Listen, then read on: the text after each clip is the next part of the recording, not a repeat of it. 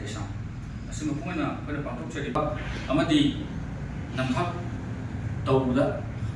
haina ba bosin chairman Amjad Kumar kudak tagi masih laksana ko kondi kena kan Manipur government asi education department asi da aran to bosin bu cara pi bu imuta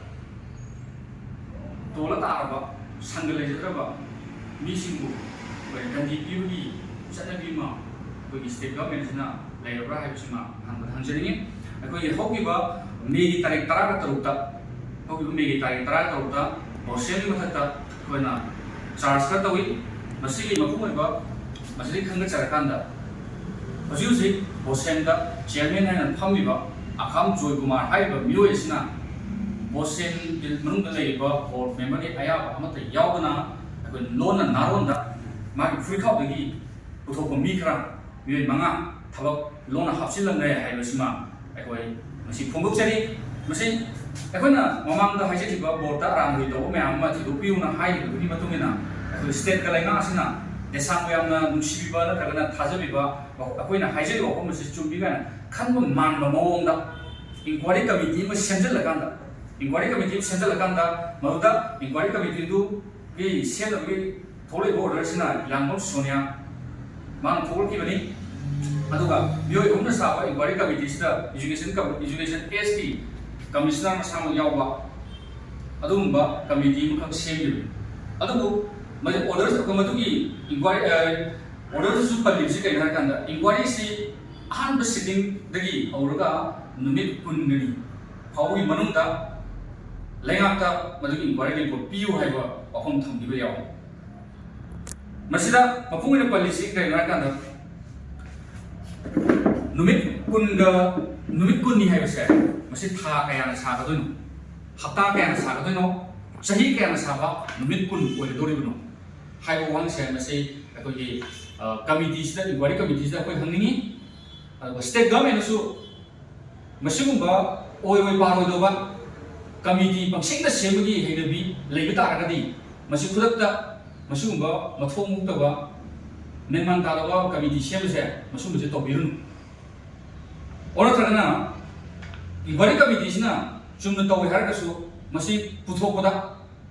puthokta na damakta senja thumja wasak wanu yaurabra madu yaura har taragadi achumba asingba haibse masi puthongna ba honabra sel kayam yamna mathok ta bale leiragadi openly haibiu desang leiriba thomi me asingse masigi mana ngamjaba lupa among torsu makhai to siki mum to akoi khaina jari khaina kanda asumba se masi miang da khamna na damakta akoi adom na haibini ba sel do akoi haibiu adu akoi bijage adu achumba haibse masi miang da thambiu adu mathang da haijini misi kai na kanda akoi gi 2018 da su hoji chairman na laibiriba akham Joy Kumar haiba mioi asna board ki secretary oina thau puringai matam su inquiry committee mu sembi mioi umna saba inquiry committee ni madu da su kari dom sembi pari to 10 da laiba smaioi sing se masigi maratagi mark tempering to madu da senar madagi controller masung secretary matamdugi secretary matamdugi controller examination do madu mokoi isu maraga matungi na makom lothokrakanda chair amuk secretary matamdugi secretary do chairman na promotion lo na mula eda ai karagadi masiris da lenga asigi makom maru ina leiriba honorable chief minister de ke horaga honorable chief minister honorable education minister kai kunajaiba education commissioner director hairiba mioi sing ase masi akham Joy Kumar bumba mioi sing makhada leirara akham Joy Kumar ki mathakta yingsin binaba kana bumba officer na tragana lengak su pairiba education su nusiba kana bumba mioi mako leitrabra haibsi agona nasidi miyam da thosage akham Joy Kumar na board saving from the labor board members ge aya me yaudana naro da thabak hapsila me haibodo madugi proof ekoi si miyam da thoksange mokoi mioi manga ni mahanga magi phukok agi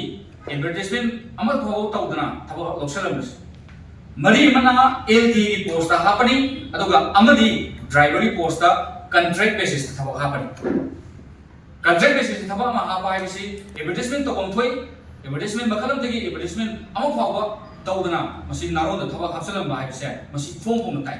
ꯑꯩꯈꯣꯏ ꯐꯥꯎꯕꯗ ꯏꯐꯣꯡ ꯐꯣꯡꯅ ꯈꯪꯂꯕꯁꯤ ꯐꯥꯎꯕꯗ enquiry ꯀꯃꯤꯇꯤꯅ ꯅꯨꯃꯤꯠ 20ꯅꯤꯒꯤ ꯃꯅꯨꯡꯗ ꯄꯨꯊꯣꯛꯄ ꯉꯝꯗꯅ ꯊꯥ 2 ꯍꯦꯟꯅ ꯐꯥꯎꯕ ꯄꯨꯊꯣꯛꯄ ꯉꯝꯗꯕ ꯍꯥꯏꯕꯁꯦ ꯃꯁꯤ ꯏꯟꯀ꯭ꯋꯥꯔꯤ ꯀꯃꯤꯇꯤꯗ ꯌꯥꯎꯔꯤꯕ ꯃꯤꯑꯣꯏꯁꯤꯡ ꯑꯁꯤ ꯃꯤꯊꯤꯡꯕꯣꯡ ꯃꯤꯇꯝꯕꯥꯜ ꯑꯣꯏꯅ ꯂꯩꯔꯕ꯭ꯔꯥ ꯑꯣꯔ ꯅꯠꯇ꯭ꯔꯒꯅ ꯀꯅꯥ ꯀꯤꯕꯒꯤ ꯅꯠꯇ꯭ꯔꯒꯅ ꯀꯅꯥꯒꯤ ꯃꯈꯥꯗ ꯂꯩꯕꯒꯤꯗꯃꯛꯇ ꯃꯁꯤꯒꯨꯝꯕ ꯏꯟꯀ꯭ꯋꯥꯔꯤꯁꯦ ꯃꯄꯨꯡ ꯐꯥꯅ ꯂꯣꯏꯁꯤꯟꯕ ꯉꯝꯗꯕꯅꯣ ꯍꯥꯏꯕꯁꯦ ꯃꯁꯤ ꯍꯪꯅꯤꯡꯉꯤ ꯑꯗꯨ ꯇꯥꯔꯒꯗꯤ ꯃꯃꯥꯡꯗ ꯑꯈꯥꯝ ꯖꯣꯏꯀꯨꯃꯥꯔꯅ ꯁꯦꯀ꯭ꯔꯦꯇꯔꯤ ꯑꯣꯏꯅ ꯂꯩꯔꯤꯉꯩ ꯃꯇꯝꯗ ꯑꯗꯨꯁꯨ ꯏꯟꯀ꯭ꯋꯥꯔꯤ ꯀꯃꯤꯇꯤ ꯑꯃ ꯁꯦꯝꯃꯒ ꯃꯥꯒꯤ ꯃꯊꯛꯇ ꯊꯤꯒꯠꯄꯗꯨꯗ ꯑꯔꯥꯟꯕ ꯂꯩꯔꯝꯕꯗꯒꯤ ꯃꯥꯒꯤ ꯄꯥꯏꯔꯝꯃꯤꯕ ꯄꯣꯁꯇꯨꯗꯒꯤ ꯑꯥꯎꯠ ꯇꯧꯈꯤꯕ ꯑꯗꯨꯒ ꯑꯃꯨꯛ ꯆꯤꯌꯔꯃꯦꯟ ꯑꯣꯏꯅ ꯑꯃꯨꯛ ꯄ꯭ꯔꯃꯣꯁꯟ ꯑꯣꯏꯅ ꯂꯥꯛꯄ ꯃꯇꯝꯁꯤꯗꯁꯨ ꯑꯃꯨꯛ ꯑꯔꯥꯟꯕ ꯈ꯭ꯋꯥꯏꯗꯒꯤ ꯂꯥꯟꯕ ꯂꯣꯟꯅ ꯅꯥꯔꯣꯟꯗ ꯊꯕꯛ ꯍꯥꯞꯆꯤꯜꯂꯝꯕ ꯑꯃ ꯑꯔꯥꯟꯕ ꯑꯃ ꯇꯧꯔꯛꯄꯁꯦ ꯃꯁꯤꯗꯩꯁꯤꯗ ꯏꯟꯀ꯭ꯋꯥꯔꯤ ꯔꯤꯄꯣꯔꯠ ꯉꯥꯏꯔꯒ ꯂꯩꯔꯤꯁꯦ ꯃꯁꯤ ꯀꯔꯝꯕ ꯂꯩꯉꯥꯛꯅꯣ ꯍꯥꯏꯕꯁꯦ ꯃꯁꯤ ꯍꯪꯅꯤꯡꯉꯦꯕ ꯏꯟꯀ꯭ꯋꯥꯔꯤ ꯔꯤꯄꯣꯔꯠ ꯉꯥꯏꯕꯒꯤ ꯃꯍꯨꯠꯇ ꯑꯩꯈꯣꯏ ꯐꯥꯎꯕꯗ ꯃꯁꯤꯒꯨꯝꯕ ꯑꯔꯥꯟꯕ ꯇꯧꯕꯁꯦ ꯑꯩꯈꯣꯏ ꯐꯥꯎꯕꯗ ꯐꯪꯉꯀꯥꯟꯗ ꯑꯁꯤꯒꯤ ꯏꯟꯇꯦꯂꯤꯖꯦꯟꯁꯀꯤ ꯊꯥꯛ ꯑꯁꯨꯛ ꯌꯥꯝꯅ ꯋꯥꯡꯉꯕ ꯁ꯭ꯇꯦꯠ ꯒꯚꯔꯟꯃꯦꯟꯠꯁꯤꯅ ꯃꯁꯤꯒꯨꯝꯕ ꯑꯔꯥꯟꯕ ꯇꯧꯕꯁꯦ ꯀꯔꯤꯒꯤꯗꯃꯛꯇ ꯎꯗꯕꯅꯣ ꯅꯠꯇ꯭ꯔꯒꯅ ꯎꯅ ꯎꯁꯤꯟꯅꯗꯕ꯭ꯔꯥ ꯅꯠꯇ꯭ꯔꯒꯅ ꯑꯈꯥꯝ ꯖꯣꯏꯀꯨꯃꯥꯔ ꯍꯥꯏꯁꯤꯅ ꯃꯅꯤꯄꯨꯔ ꯒꯚꯔꯟꯃꯦꯟꯠꯁꯤꯗꯩꯁꯤꯗ ꯃꯥꯅ ꯉꯝꯕ ꯀꯔꯤ ꯂꯩꯔꯒꯦ ꯃꯆꯤꯟ ꯃꯦꯟꯅꯕꯒꯤꯗꯃꯛꯇ ꯀꯔꯤ ꯄꯣꯠ ꯁꯤꯖꯤꯟꯅꯔꯒꯦ ꯍꯥꯏꯕꯁꯦ ꯃꯁꯤ ꯑꯩꯈꯣꯏ ꯋꯥꯍꯪ ꯑꯃ ꯃꯌꯥꯝ ꯍꯪꯅꯤꯡꯉꯤ ꯍꯥꯏꯇꯥꯔꯦ ꯑꯗꯨꯅ ꯂꯣꯏꯁꯤꯜꯂꯛꯄꯗ ꯍꯥꯏꯖꯅꯤꯡꯕꯁꯤ ꯀꯩꯅꯣ ꯍꯥꯏꯀꯥꯟꯗ ꯃꯁꯤꯒꯨꯝꯕ ꯍꯟꯖꯤꯟ ꯍꯟꯖꯤꯟꯅ ꯏꯖꯨꯀꯦꯁꯟꯒꯤ ꯀ꯭ꯔꯥꯏꯝꯁꯤꯗ ꯆꯦꯟꯅꯔꯕ ꯃꯤꯑꯣꯏ ꯑꯃꯕꯨ ꯍꯧꯖꯤꯛ ꯐꯥꯎꯕꯗ ꯑꯦꯛꯁꯟ ꯂꯧꯗꯅ ꯂꯩꯕꯁꯦ ꯃꯁꯤ ꯌꯥꯝ ꯅꯨꯡꯉꯥꯏꯇꯦ